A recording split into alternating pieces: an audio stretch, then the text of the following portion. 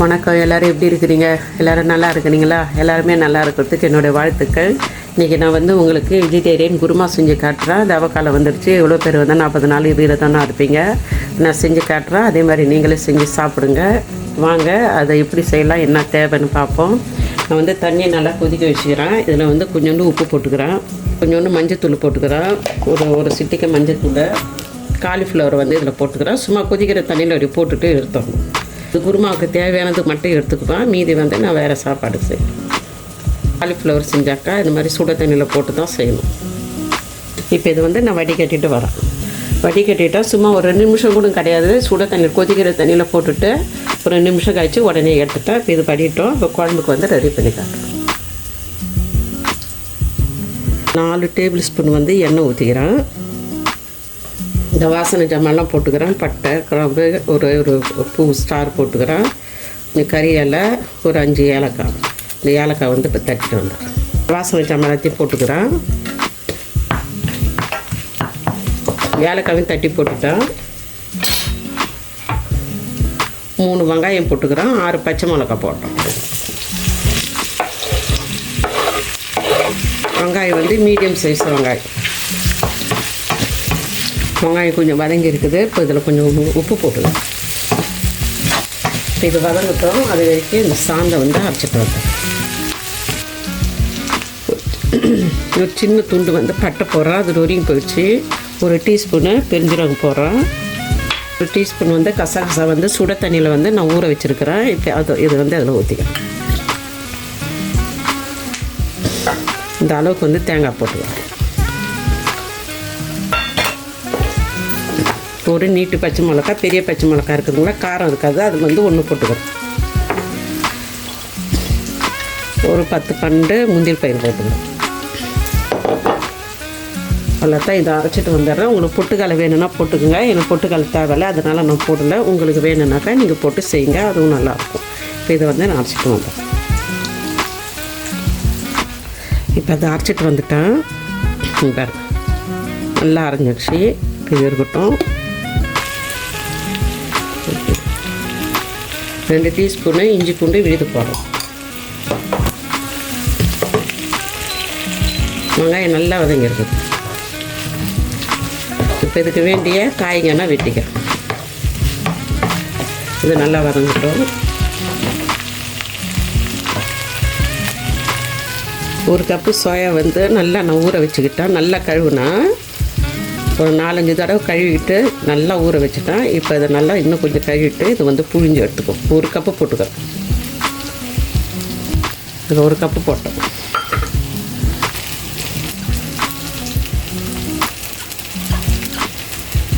இதை கொஞ்சம் தனியாக பொரிச்சு போட்டு செஞ்சால் இன்னும் நல்லாயிருக்கும். நான் இதில் இந்த சாந்திலே போட்டு இது பண்ணுறேன்.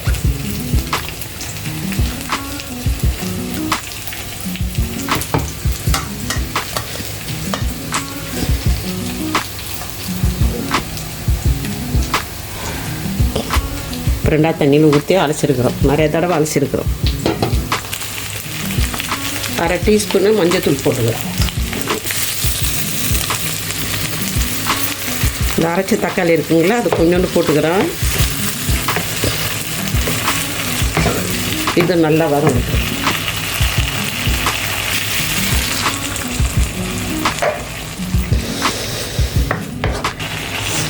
இப்போ இந்த சோயா போட்டுக்கிறோம். இதில் நல்லா இது வதங்கட்டும். ஒரு கேரட்டு போடுறேன். ஒரு 100 கிராம் இருக்குதுன்னு வச்சுங்களேன். ஒரு கேரட்டு. சுண்டல் அவிச்சேன். அந்த தண்ணியை இதில் ஊற்றுறேன். ஏன்னா இது வெந்துடுச்சு. இது வேகணும்ல, கேரட்டு வேகணும்ல, அதுக்காக. காலிஃப்ளவரும் ஓரளவு வெந்திருக்கு. நான் சுட தண்ணியில் போட்டது. இப்போ இது வேகட்டும்.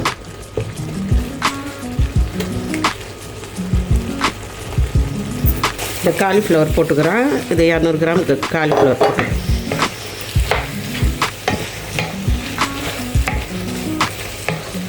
இந்த பாருங்க, பச்சை பட்டாணி அவிச்சது 1 கப்பு போட்டுக்கிறேன்.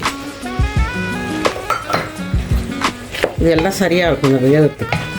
ரொம்ப வேக வச்சா குழம்பு.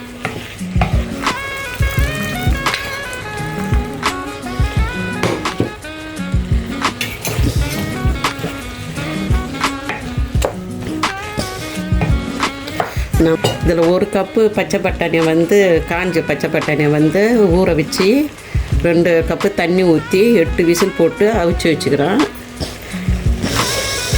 இப்போ வந்து இதையும் வந்து போட்டுறேன். மீதி இருக்குது, முன்ன 1 கப்பு போட்டால் அது இதில் 1 கப்பு இருக்குது. உங்களுக்கு வேணும்னாக்கா நீங்கள் குறைச்சிக்கோங்க. எனக்கு தேவைப்படுறதுனால நான் போட்டுக்கிறேன்.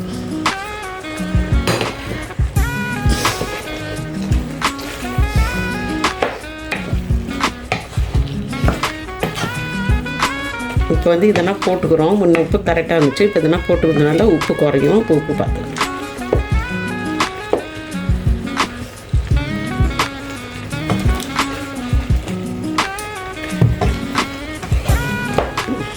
நல்லாயிருக்கும். உப்பு குறையினால கொஞ்சம் உப்பு போடும்.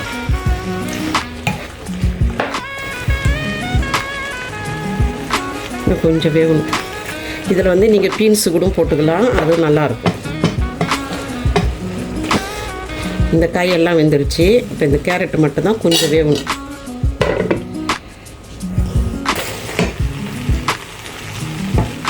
அரைச்ச சாந்தை வந்து இதில் போட்டுக்கிறேன்.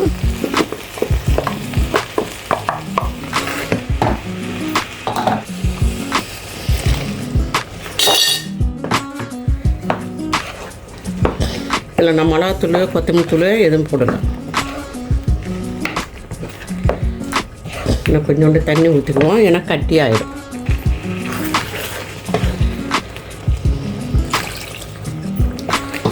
ரெண்டு கப்பு தண்ணி ஊற்றிருக்கிறோம். உங்களுக்கு இது அதிகமாக இருந்துச்சுனாக்கா நீங்கள் அப்படியே எல்லாத்தையுமே குறைச்சிக்கோங்க.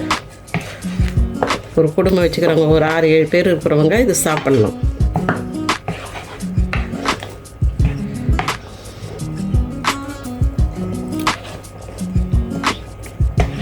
எல்லாம் கரெக்டாக இருக்குது. இப்போ இது நல்லா கொதிக்கட்டும். இந்த போட்ட இந்த சாந்தையெல்லாம் இந்த பச்சை வாசனை போகிற வரைக்கும் கொதிக்கட்டும்.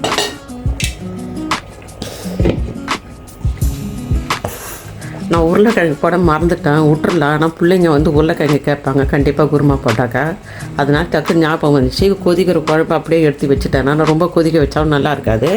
அதை எடுத்து வச்சுட்டு கொஞ்சம் உருளைக்கிழங்கு போட்டு நான் அவிக்கிறேன். உப்பு போட்டு அவிச்சு அதில் போட்டுடலான்னு சொல்லிட்டேன். ஏன்னா மறந்துட்டேன் நான். அதனால் உருளைக்கிழங்கு வெந்துச்சு. இதை எடுத்து அந்த குருமாவில் போட்டு விட்டேன். போட்டுட்டேன். போடாத செய்யலாம், பிள்ளைங்களுக்கு வந்து அதை போட்டால் தான் பிடிக்கும் பிள்ளைங்களுக்கு. இப்போ இதில் கொஞ்சோண்டு கொத்தமல்லி கீரை போட்டு விட்டுறேன். ரொம்ப கட்டி ஆகிடுச்சு. கொஞ்சோண்டு தண்ணி ஊற்றுறேன். இன்னும் கட்டி ஆகிடும் அது, ஏன்னா முந்திரி பயிர் போட்டுக்கிறோம். முன்னே 2 கப்பு ஊற்றுனா இப்போ ஒரு 1/2 கப்பு ஊற்றுறேன். இன்னும் கொஞ்சம் கொதிக்கிட்டேன். ஏன்னா நான் குழம்பு ரொம்ப கொதிக்கலை. ஞாபகம் வந்தோடனே அப்படியே எடுத்துட்டேன் நான். இப்போ கொஞ்சம் கொத்தமல்லி கீரை போட்டு விட்டுறேன். இப்போ இது பாதி எலுமிச்சை பழம் ஊற்றிக்கிறேன். நல்லா அந்த எண்ணெய் எல்லாம் அப்படியே மேலே வந்துடுது. இப்போ வந்து நிறுத்தார். எனக்கு இது பிடிச்சிருக்குன்னு நினைக்கிறேன். பிடிச்சிருந்தாக்கா லைக் பண்ணுங்கள், ஷேர் பண்ணுங்கள், கமெண்ட் பண்ணுங்கள். அடுத்த வீடியோவில் பார்ப்போம். பாய்.